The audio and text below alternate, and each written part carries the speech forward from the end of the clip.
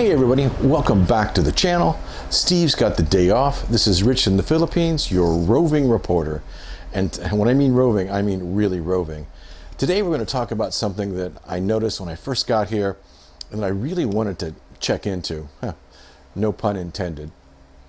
Growing up in both Silicon Valley and the Midwest, I never was privy to or never really got into no-tell motels.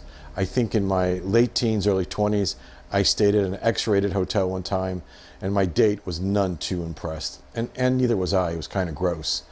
So I guess the point of what I'm making is that I never, as I was growing up, never went to a no-tell motel before.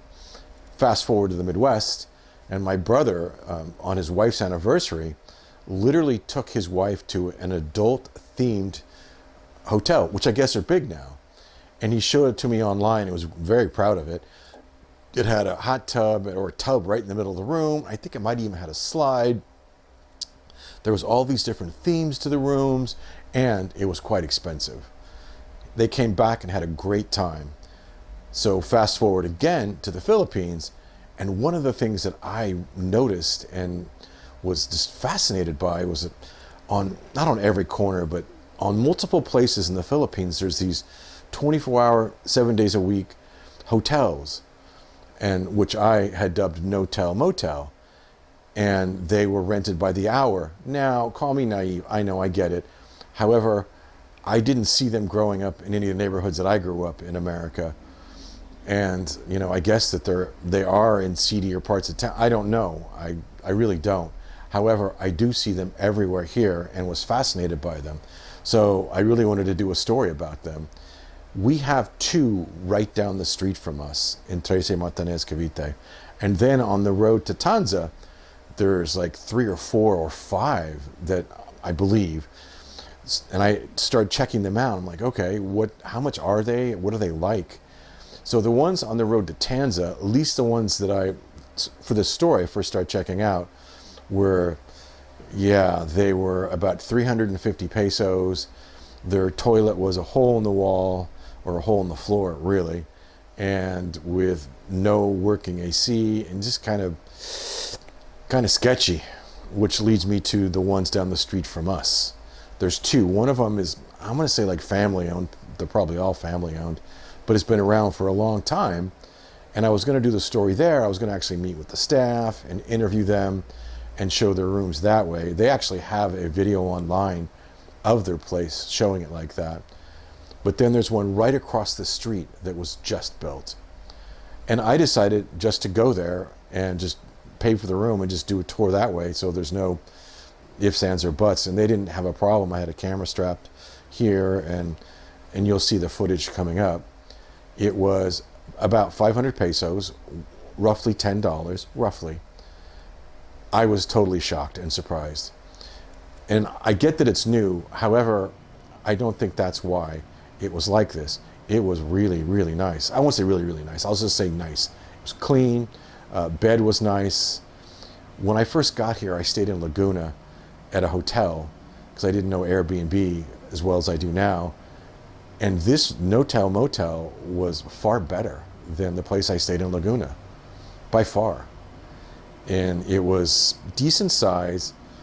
It was new TV. And if you look, I'm going to put the footage up there, the bathroom was incredible. The bathroom was, hot water heater, big, clean, bidet, bum gun as we call it, plenty of towels, plenty of clean sheets, and they also had a menu with room service, which I thought was fascinating. And one of the things on the menu, I'm going to show it to you on there, of course, was condoms at a good deal. And I think I actually will put that up there too. And it's also funny is that their TV remote is wrapped in plastic. So go figure. One of the other things about these no-tell motels that I think separate them from the American counterparts, at least from my understanding, you may tell me more, is that when he brought me in, I pulled into a garage and closed the door so that nobody could see your car. I guess that ends the, back and forth at Holiday Inn of your ex seeing your car and then keying it. At least that's what my research shows. So they have their own garages. It's just the whole thing is fascinating. Then I thought of the reason for this, and there's 100 reasons that you can guess. One of the big reasons that I came to the conclusion of is metates, gossip. You can't date, you can't do anything in a small province without everybody knowing it. And some people are more interested than others. However, it really answers the question as to why there's so many of these, why they're so prevalent, why they're so cheap. Also, and again, I'm not getting into any social norms or social discussions, but there's no divorce here, just annulments. And I guess that no-tell motels are pretty popular. I would love to hear your thoughts on it. Have you seen them? Have you used them? What's your thoughts on them? Is there one in your province? And to end this video, when I first went there to do this story, to shoot this, it was 4 o'clock in the afternoon and they were booked up. I had to wait for a room, which kind of tells you on a Sunday at 4 o'clock and they're booked up. They have like maybe 20 rooms. Again, love to hear your thoughts on it. This has been Rich in the Philippines. As always, thank you for your support, and we'll see you next time.